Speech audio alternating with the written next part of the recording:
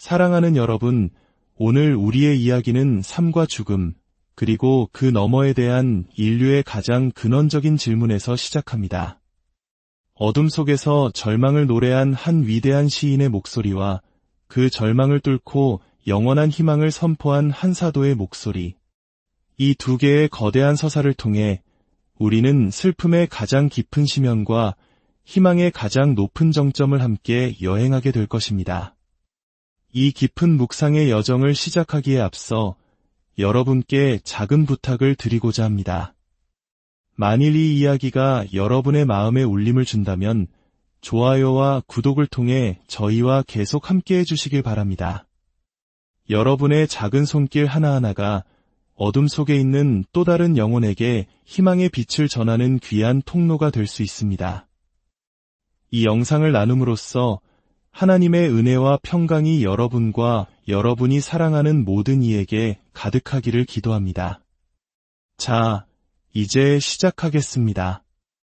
첫 번째 이야기는 한 시인의 고뇌 속에서 탄생한 절망의 서사시입니다.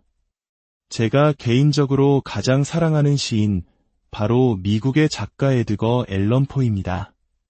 그의 작품 세계는 아시다시피 다소 어둡고 때로는 섬뜩하기까지 합니다. 최근 저는 그가 자신의 시 창작론에 대해 쓴 평론을 읽을 기회가 있었습니다. 포는 단순히 시를 쓰는 것을 넘어 아름다움이란 무엇인지, 이상적인 시는 어떤 모습이어야 하는지에 대한 깊은 미학적 고찰을 남겼습니다. 그의 이론에 따르면 시의 목적은 우리의 영혼을 자극하여 아름다움과 감미로움을 경험하게 하는 것입니다. 이는 단순한 지적 활동을 초월하는 경험이어야 합니다. 그래서 그는 이상적인 시는 한 번에 앉은 자리에서 모두 들을 수 있을 만큼 짧아야 한다고 주장했습니다. 호메로스의 서사시 같은 장편들은 영혼을 온전히 사로잡기에는 너무 길다고 생각했죠. 그리고 그는 자신의 이론을 증명하기 위해 그의 가장 유명한 작품인 갈까마기를 어떻게 구상하고 써내려갔는지 그 과정을 직접 밝혔습니다. 먼저 그는 시의 길이를 약 100행 정도로 정했습니다. 감정의 파고를 만들기에 가장 적절한 길이라고 본 것이죠. 그리고 시가 다루어야 할 인간의 가장 깊은 감정이 무엇일까 고민했습니다. 기쁨, 두려움 등 여러 감정을 떠올렸지만 그가 내린 결론은 바로 슬픔이었습니다. 인간이 경험할 수 있는 가장 심오하고 강력한 감정은 슬픔이라는 것이었죠. 그렇다면 가장 깊은 슬픔은 언제 찾아오는가? 그는 사랑하는 사람을 잃었을 때, 죽음이 우리를 덮칠 때라고 답했습니다. 자녀를 잃는 슬픔, 부모를 잃는 슬픔, 배우자를 잃는 슬픔. 그 중에서도 포는 아직 완성되지 못한 사랑을 잃었을 때의 슬픔이 가장 비통하다고 생각했습니다. 자신의 행복에 대한 모든 희망을 걸었던 약혼자를 잃은 한 남자의 이야기를 쓰기로 결심한 이유입니다. 그는 죽은 여인의 이름에도 고심했습니다. 슬픔의 감정을 소리 자체로 전달할 수 있는 이름을 원했습니다. 그는 와, 르 발음이 들어간 단어들이 애절한 느낌을 준다고 생각했고 마침내 그녀의 이름을 레노어라고 지었습니다. 그리고 이 슬픔을 극대화시키는 것은 무엇일까? 바로 그 슬픔이 최종적이고 구원받을 수 없는 것이라는 인식입니다. 그는 인간의 언어에서 이 돌이킬 수 없는 상실감을 가장 잘 표현하는 단어로 네버모어, 즉 결코 다시는 이라는 단어를 떠올렸습니다. 포는 슬픔을 겪는 최악의 상황이 바로 고독이라고 생각했습니다. 적어도 누군가 곁에 있다면 서로 위로라도 할 수 있지만 모든 이들로부터 단절된 채 홀로 슬픔을 감당해야 하는 것은 상상할 수 있는 최악의 경험이었죠. 그래서 그는 시의 주인공을 홀로 남겨두었습니다. 하지만 주인공의 내면을 표현할 방법이 필요했습니다. 긴 독백은 시의 흐름을 깰 수 있고 다른 인물을 등장시키면 고독이라는 설정이 무너집니다. 이때 폰은 기발한 아이디어를 떠올립니다. 바로 슬픔에 잠긴 주인공이 대화를 나눌 수 있는 상대로 말을 할 수 있는 동물을 등장시키는 것이었죠. 믿기 어려우시겠지만 그가 처음 떠올렸던 동물은 앵무새였습니다. 상상해 보십시오. 미국 문학사상 가장 위대한 시의 제목이 앵무새였다면 앵무새가 말했다. 결코 다시는 어딘가 어울리지 않죠. 포 역시 앵무새의 이미지가 너무 가볍고 화려하다고 생각했습니다. 그는 슬픔의 영혼을 담아낼 어둡고 엄숙하며 음울한 존재가 필요했습니다. 바로 한밤중에 찾아오는 갈까마귀처럼 말입니다. 이렇게 모든 요소를 정한 뒤 포는 시의 마지막 연을 먼저 쓰고 그 다음 첫 연을 쓴 뒤 그 사이의 이야기를 채워나갔습니다. 시의 첫 구절을 잠시 떠올려 볼까요? 언젠가 음울한 자정, 내가 지치고 피곤하여 익힌 전설의 기묘하고 희한한 책들을 숙고하고 있을 때, 거에 잠이 들어 고개를 끄덕일 때 갑자기 노크 소리가 들려왔네. 누군가 내 방 문을 부드럽게 두드리는 소리였지. 손님이군. 나는 중얼거렸네. 방문을 두드리는군. 그뿐 아무것도 아니리라. 그리고 이야기는 계속됩니다. 그는 잃어버린 연인 레노어를 그리워하며 슬픔에 잠겨 있습니다. 그때 문을 두드린 것은 바로 그 불길한 새, 갈까마귀였습니다.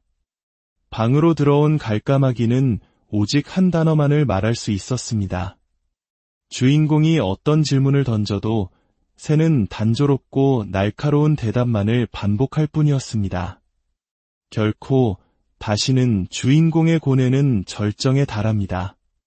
그는 절박하게 외칩니다. 외연자여, 악의 존재여, 새든 악마든 외연자여, 길르앗에는 향유가 있는가? 말해다오, 제발 말해다오. 갈까마귀가 말했다. 결코 다시는 그는 마지막 희망을 걸고 묻습니다.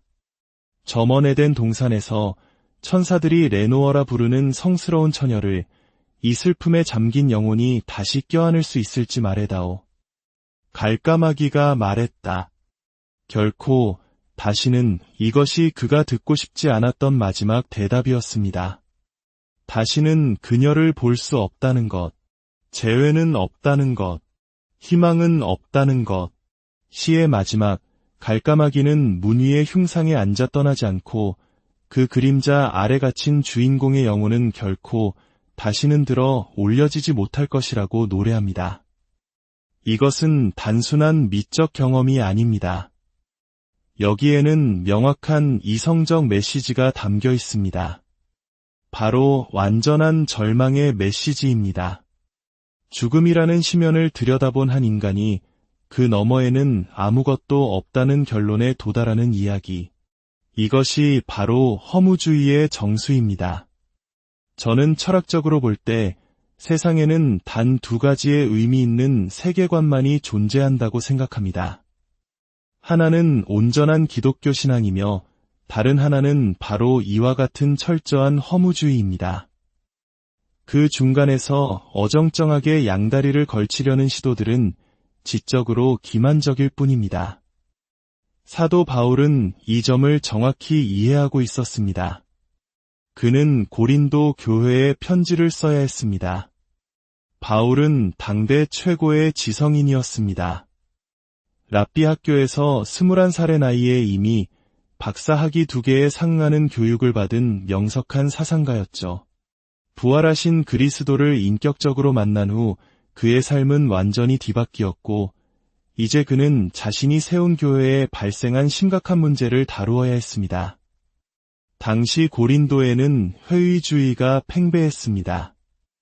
교인들 사이에서조차 죽음 이후의 삶에 대한 믿음이 과연 합리적인가에 대한 의문이 제기되고 있었습니다. 우리는 종종 1세기 사람들은 비과학적이고 순진해서 부활 같은 신화를 쉽게 믿었을 것이라고 생각합니다. 하지만 그렇지 않습니다. 1세기에도 사람이 죽으면 그대로 죽어 있었습니다. 부활은 그때나 지금이나 똑같이 상상하기 어려운 일이었습니다. 죽음의 최종성은 인류가 항상 마주해야 했던 현실이었습니다. 그렇기에 고린도 교회 안에서 예수님의 부활이라는 기독교의 핵심 가르침에 의심의 눈초리를 보내는 사람들이 생겨난 것은 놀라운 일이 아닙니다. 이 문제에 대해 바울은 고린도전서 15장 12절부터 매우 엄밀하고 논리적인 변증을 펼쳐나갑니다. 그는 고대 그리스 철학자들이 사용했던 만약이라면 이다 형식의 조건부 논증을 사용합니다. 상대방의 주장을 그 논리적 기결까지 밀어붙여 그 주장이 얼마나 불합리한지를 보여주는 방식입니다. 바울의 논리를 차근차근 따라가 보겠습니다. 그는 이렇게 시작합니다. 만일 죽은 자의 부활이 없다면 이것이 회의주의자들의 주장입니다. 바울은 이 주장을 받아들여 그 논리적 결과를 하나씩 보여줍니다. 첫째, 만일 죽은 자의 부활이 없다면 그리스도도 다시 살아나지 못하셨을 것입니다. 이것은 명백한 논리적 기결입니다. 부활이 아예 없다면 예수님의 부활이라는 단 하나의 예외도 있을 수 없습니다. 둘째, 만일 그리스도께서 다시 살아나지 못하셨다면 우리가 전파하는 것도 헛것이요, 또 여러분의 믿음도 헛것입니다. 바울은 단호하게 말합니다. 만약 기독교 신앙의 근거가 거짓이라면 우리가 강단에서 외치는 모든 설교는 무의미한 시간 낭비이며 여러분이 고백하는 신앙은 아무 쓸모없는 것이라고 말입니다. 오늘날 많은 이들이 기독교에서 초자연적인 요소를 제거하려고 합니다. 기적, 동정녀 탄생, 부활, 승천 같은 것들은 현대 과학 시대에 맞지 않으니 예수님의 윤리적인 가르침 같은 좋은 부분만 남기자고 말합니다. 하지만 바울에게 그런 축소된 기독교는 기독교가 아니었습니다. 예수님이 부활하지 않으셨다면 기독교의 핵심은 사라진 것이며 남은 것은 헛되고 쓸모없는 껍데기일 뿐입니다. 셋째, 만일 그리스도께서 다시 살아나지 못하셨다면 우리는 하나님의 거짓 증인으로 발견될 것입니다. 우리는 하나님께서 그리스도를 살리셨다고 증언해왔습니다. 만약 부활이 없다면 우리는 하나님에 대해 거짓말을 한 세상을 속여온 사기꾼에 불과합니다. 넷째, 만일 그리스도께서 다시 살아나지 못하셨다면 여러분의 믿음도 헛되고 여러분은 여전히 죄 가운데 있을 것입니다. 예수님의 부활은 죄와 죽음의 권세에 대한 승리입니다. 만약 그 승리가 없었다면 우리는 여전히 죄의 노예로 남아있을 뿐입니다. 다섯째, 또한 그리스도 안에서 잠자는 자도 망하였을 것입니다. 바울은 죽은 이들을 잠자는 자라고 부릅니다. 이는 완곡한 표현이죠. 그는 말합니다. 부활이 없다면 우리가 먼저 떠나보낸 사랑하는 이들은 영원히 사라진 것입니다. 다시 만날 희망은 없습니다. 제가 17살 때 아버지를 여의고 20년 동안 아버지가 다시 살아나는 악몽에 시달렸던 것처럼 우리 모두에게는 떠나간 이들을 다시 보고 싶은 간절함이 있습니다. 하지만 부활이 없다면 그 모든 기대는 망상일 뿐입니다. 그리고 바울은 이 논증의 절정에 이릅니다. 여섯째, 만일 우리가 이 세상의 산만을 위하여 그리스도 안에서 소망을 갖는다면 우리는 모든 사람 가운데 가장 불쌍한 자일 것입니다. 만약 기독교가 주는 희망이 이 땅에서의 삶에 국한된다면 차라리 마음껏 먹고 마시고 즐기다 죽는 것이 더 현명한 삶일 것입니다.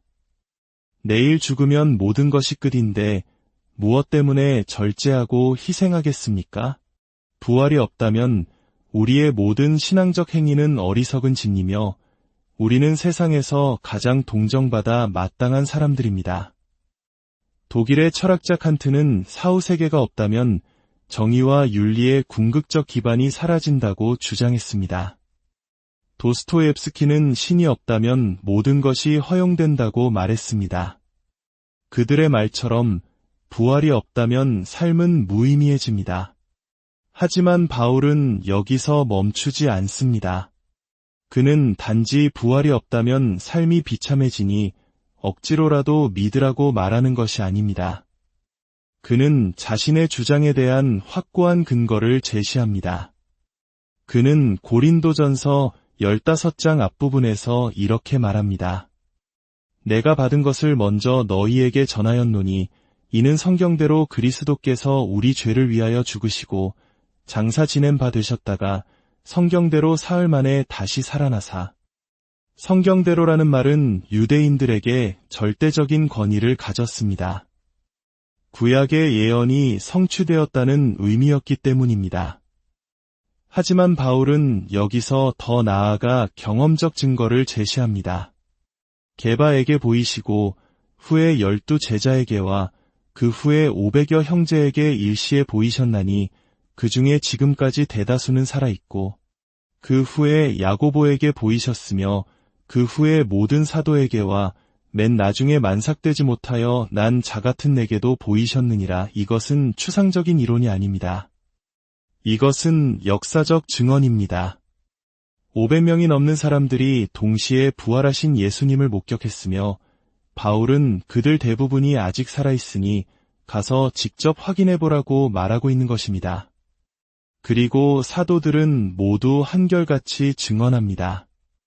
우리는 교묘하게 꾸며낸 이야기를 전하는 것이 아니라 우리가 눈으로 보고 귀로 듣고 손으로 만진 바를 너희에게 전한다.